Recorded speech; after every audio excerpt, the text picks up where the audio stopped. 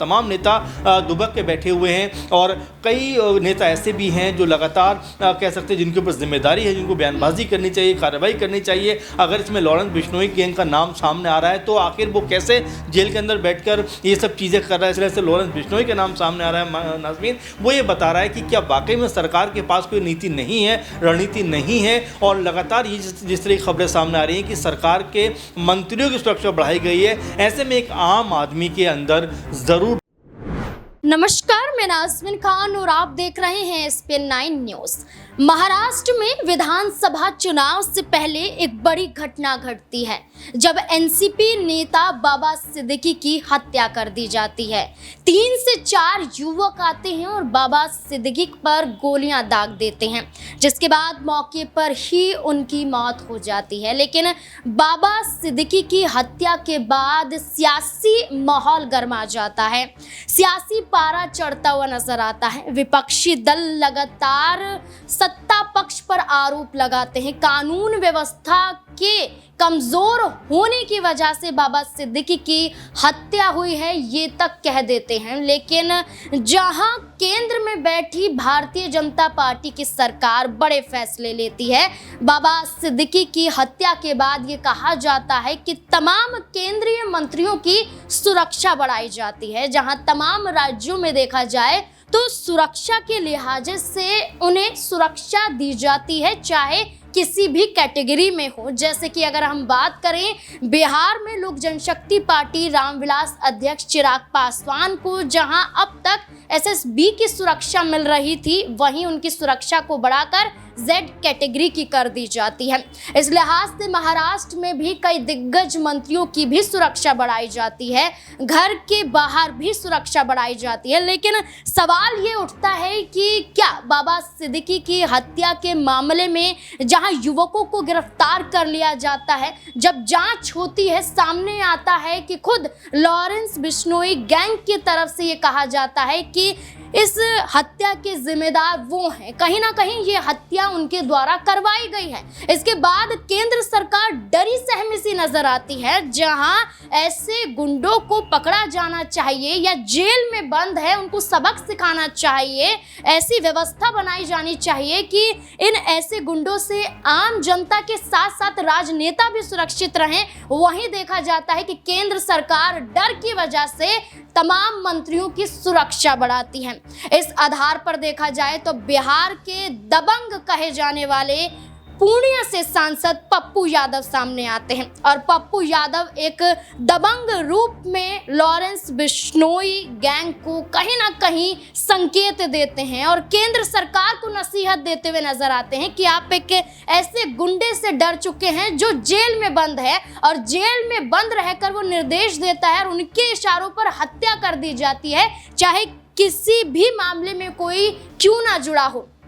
अब एक robin hood की तरह, एक दबंग की तरह, एक बाहुबली के रूप में पप्पू यादव नजर आते हैं और पप्पू यादव ने सीधे तौर पर यह कह दिया है कि लॉरेंस बिश्नोई जैसे गुंडों से वो नहीं डरते हैं और ऐसे गुंडों को वो 24 घंटे के अंदर खत्म भी कर सकते हैं, यानी कि उनके वर्चस्व को खत्म कर सकते हैं। तो केंद्र सरकार आखिरकार क्यों डरी बैठी है, इससे जुड़े हुए कई तमाम सवाल अब यहाँ पर बनते हैं। मेरे साथ मेरे वरिष्ठ सहयोगी अमन सर मौजूद हैं। सर, क्या लगता है महाराष्ट्र में जिस तरीके की घटना घटी है, घटना घटने के बाद केंद्र सरकार तो सुरक्षा बढ़ा देती है, लेकिन पप्पू यादव चुनौती देते हुए नजर आते हैं, खुले तौर पर कह देते हैं कि मैं डरता नहीं हूं किसी से और ना ही ऐसे गुंडों से डरता हूं। क्या कहेंगे पप्पू यादव के इस बयान के बाद? देखिए नाज़मीन, बिल्कुल जाहिर बात है कि पहली बात तो बाबा सिद्दीकी की जिस तरह से मौत हुई है, उनकी हत्या की गई है और खुलेआम सरेआम गोलियां उनके ऊपर बरसाई गई हैं, वो अपने आप में कई तरह के सवाल खड़े करता है कि जब उनको सुरक्षा प्रदान की गई थी तो आखिर वो सब क्या कर रहे थे, कैसे इस तरह की घटना को उन्होंने अंजाम होने दिया। ये खैर जांच का विषय है, आने वाले दिनों में जरूर इसके ऊपर जांच होगी। लेकिन अब सवाल ये उठ रहे हैं कि उसके बाद आप देखिए कि मुख्यमंत्री के आवास की सुरक्षा बढ़ जाती है, आप देखिए उप मुख्यमंत्री उनके आवास की सुरक्षा बढ़ जाती है, सलमान खान के घर की सुरक्षा बढ़ जाती है और तमाम जो बड़े बड़े सेलिब्रिटी हैं या जो नेता हैं या जो मंत्री हैं उन सब की सुरक्षा कहीं ना कहीं महाराष्ट्र में बढ़ती हुई नजर आती है। तो ये क्या संकेत है कि क्या वाकई में सरकार के पास में इसका कोई बड़ा जवाब नहीं है? जब ये लगातार संकेत आ रहे हैं। चूंकि ये पहला मामला नहीं, देखिए जब से जेल के अंदर बंद है तब से कई ऐसे मामले सामने आ गए। कई बार वो फ़ोन पे बात करते हुए नजर आते हैं, कई बार जो इंटरव्यू उनके मोबाइल फ़ोन पे हो जाते हैं। जेल के अंदर बैठे व्यक्ति कैसे कह सकते हैं फ़ोन के ऊपर बात कर सकता है, किस तरह से उसको वो प्रोवाइड किया जा रहा है, ये अपने आप में सवाल है। इसके अलावा आप देखिए करणी सेना के अध्यक्ष की हत्या में भी कहीं ना कहीं उन्हीं के गैंग का नाम सामने आता है। आप देखिए दिल्ली में जो जिम ट्रेनर की हत्या हुई कुछ दिनों पहले, उसमें भी उनकी गैंग का नाम सामने आता है। ऐसे कई मसले हैं जहां पर लगातार बैक टू बैक देखा जा रहा है कि उनकी ही गैंग का नाम सामने आ रहा है। तो पप्पू यादव ने जो बात कही है कि वो लॉरेंस बिश्नोई गैंग को बहुत बड़ा नहीं मानते, आम गैंग मानते हैं, और अगर केंद्र सरकार उनको अनुमति दे तो 24 घंटे के अंदर इस पूरे नेटवर्क को ध्वस्त कर सकते हैं। अब देखिए पप्पू यादव के लिए जिस तरह से हम देखते हैं कि कई बार ऐसा देखा गया कि जब तमाम नेता इस ऐसे कह सकते मामलों पर बयानबाजी करने से बचते हैं, उस वक्त पप्पू यादव निकलकर सामने आते हैं, कहते हैं कि भाई मुझे आप मौका दीजिए, मुझे बोलिए, मैं इनका सफाया करता हुआ नजर आऊंगा। तो ये अपने आप में बड़ी बात हो जाती है जहां तमाम नेता दुबक के बैठे हुए हैं, और कई नेता ऐसे भी हैं जो लगातार कह सकते हैं जिनके ऊपर जिम्मेदारी है, जिनको बयानबाजी करनी चाहिए, कार्रवाई करनी चाहिए। अगर इसमें लॉरेंस बिश्नोई गैंग का नाम सामने आ रहा है तो आखिर वो कैसे जेल के अंदर बैठकर ये सब चीज़ें कर रहा है, इसके ऊपर संज्ञान लेना चाहिए। लेकिन इन सब के अलावा आप देखिए सुरक्षा बढ़ाई जाती है। एक आम जनता, आम नागरिक जो इस खबर को सुनकर, इस खबर को पढ़कर कहीं ना कहीं एक खौफजदा माहौल में है।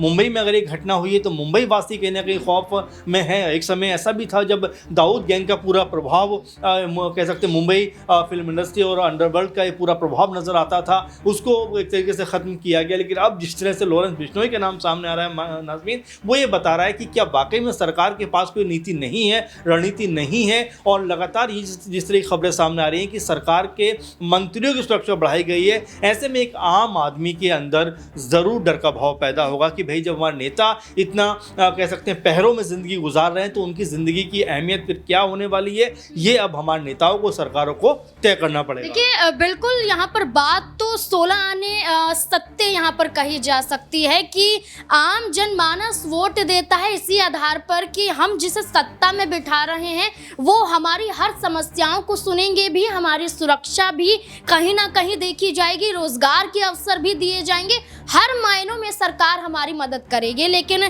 सरकार विफल होती हुई तब नजर आती है जब ऐसे गुंडों का वर्चस्व सरकार पर ही हावी हो जाता है। सर एक और सवाल यहाँ पर ये बनता है कि पप्पू यादव ने तो ये बयान दे दिया, क्या हवाई में तो ये बयान नहीं दिया है कि सब डरे हुए हैं तो मैं ऐसा बयान दे देता हूँ, या फिर अब पप्पू यादव को लेकर क्या कदम उठाए जा सकते हैं? पप्पू यादव हमेशा से ऐसे मसले के ऊपर खड़े होते हैं। मैंने पहले भी आपसे कहा, चाहे जामिया का मुद्दा हो, तुरंत आके वो इसमें एक्टिव हो जाते हैं। आपने देखा बाढ़ जिस तरह से बिहार में आती है कि गरीबों के घरों जगह पहुँचते हैं, वहाँ पर 500-500 रुपये जो भी उनके पास होता है वो देते हुए नजर आते हैं। तो ऐसे मसलों के ऊपर लगातार पप्पू यादव मुझे लगता है ऐसा कि वो कह सकते हैं कि वो अपना जो कंट्रीब्यूशन है वो करना चाहते हैं। और ऐसे मसले में भी आप देखिए जब बड़े बड़े नेता कहीं ना कहीं खामोश है, उस वक्त इस तरह का बयान देना दिलेरी कहीं ना कहीं उनको दिखाता है। और रॉबिन हुड का जो जिक्र आपने शुरुआत में शब्द का इस्तेमाल किया था, उनके अंदर वो छवि नज़र भी आती है। देखिए हमेशा उनके जो बयान हैं वो इस तरह के रहते हैं कि बेखौफ होकर बोलते हुए नजर आते हैं।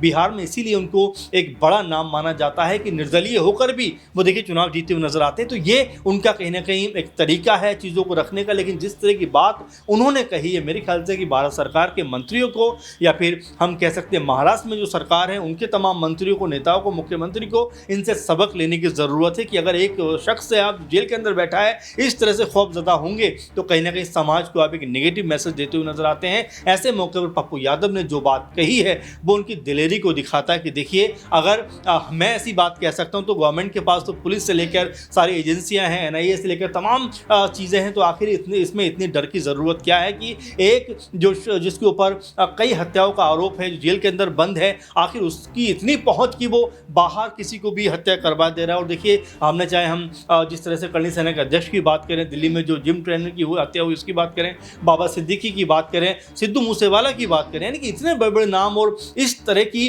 कह सकते हैं खामोशी अच्छी चीज़ नहीं है। आप देखिए कुछ समय पहले जिस तरह से सलमान खान जो बड़े सेलिब्रिटी हैं उनके घर के आसपास गोलीबारी होती है, उस समय भी ये बात कही जाती है कि आगे सुरक्षा में इतनी चूक क्यों हो रही है। तो ये कई तरह के सवाल हैं जो सरकार के ऊपर उठेंगे। और ओवैसी ने अभी कल ही एक बयान दिया है कि इस समय मुंबई में जंगल राज नज़र आता है, जहां पर कोई भी अपने आप को सुरक्षित महसूस नहीं कर रहा है। चूँकि जो कह सकते हैं कि बाबा सिद्दीकी खुद एनसीपी अजीत पवार से जुड़े हुए थे और अजीत पवार जो हैं वो खुद सरकार के साथ में शामिल हैं। अगर उन्हीं के नेता को इस तरह से हत्या हो जाती तो जाहिर बात है कि सवाल उठेंगे। इन सब के बीच पप्पू यादव का ये बयान देना, मुझे ऐसा लगता है कि उन्होंने एक ज़रूर लोगों को नज़रिया दिया है कि डरने की ज़रूरत नहीं है, हिम्मत से काम लेने की ज़रूरत है। क्योंकि ऐसे जो लोग होते हैं, भले नेटवर्क उनका बड़ा है लेकिन वो देश से बड़े नहीं हो सकते, हमारी सुरक्षा एजेंसी से बड़े नहीं हो सकते। और इस बात को उन्होंने कहीं ना कहीं सरकार को भी याद दिलाया है और अपना जो दबंग अंदाज है वो एक बार पेश किया है। सर, पप्पू यादव के दबंग की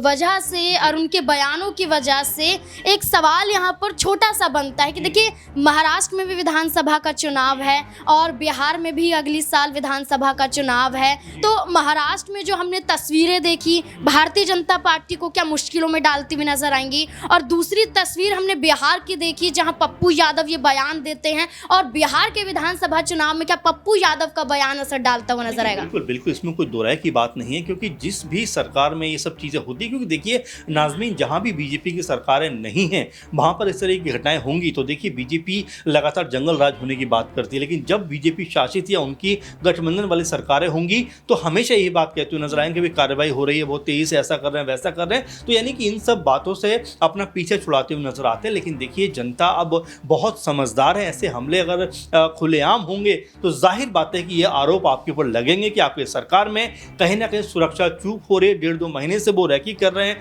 आपने सुरक्षा भी उनको दी हुई है, आखिर वो सुरक्षा क्या कर रही थी? तमाम सारे सवाल हैं इसको लेकर उठते हुए नजर आ रहे हैं। लेकिन हाँ, पप्पू यादव ने जो बात कही है तो बिल्कुल इसमें कोई दो राय नहीं है कि चाहे बिहार की बात करें, चाहे महाराष्ट्र की बात करें, कि इलेक्शंस पे इन सब का असर पड़ता है। और पप्पू यादव ने जो बात कही है, उन्होंने ये बात ज़रूर कही है कि भाई, अगर आपके अंदर हिम्मत हौसला है तो चाहे कोई भी बड़ा से बड़ा गैंग हो, आपको कुछ बिगाड़ नहीं सकता। और समाज और हमारे देश को इनसे बचाने की ज़रूरत है। जो लोग भी इसके पीछे इन्वॉल्व हैं, इंक्वायरी होनी चाहिए, उनको कड़ी से कड़ी सज़ा भी मिलनी चाहिए। हालांकि सरकार भी लगातार ये बात कह रही है, लेकिन ये जो कह सकते हैं कि कब तक ये सब जांच होकर निपटेगी, कौन कौन दोषी इसके अंदर होंगे, और अगर लॉरेंस बिश्नोई गैंग का नाम पुख्ता तौर पर हो जाता है तो फिर क्या कुछ होता हुआ नजर आएगा, ये देखना बहुत दिलचस्प होने वाला है। क्योंकि यहाँ जिस तरह से बाबा सिद्दीकी की हत्या हुई है, वो कोई आम तो नेता थे नहीं, लगातार 3 बार विधायक रहने वाले नेता थे कांग्रेस से, इसके बाद वो एनसीपी में शामिल हो जाते हैं। उनके बेटे जिशान, वो भी फिलहाल में एमएलए है। तो इन चीज़ों को देखते हुए अगर इतना बड़ा